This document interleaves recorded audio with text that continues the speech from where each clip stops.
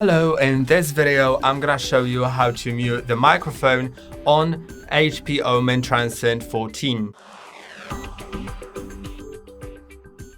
In order to mute the microphone, there unfortunately is no button for it on the keyboard, so you need to go to the settings and it'll be not too easy, not too convenient. So if you're on a voice chat, for example, then it's better to actually do it within the voice chat. Like for example on Discord, you can mute yourself within the Discord app, or in Teams or in Zoom, wherever you are using the microphone. There should be somewhere a button within that app.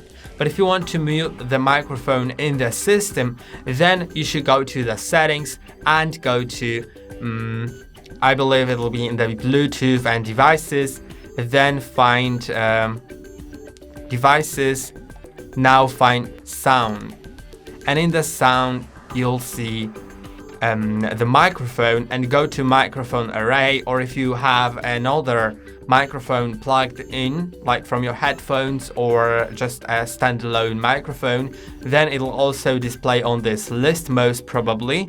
And just select the one that you want to mute, then click on don't allow. And now that microphone is muted. If I click on that again, it's unmuted.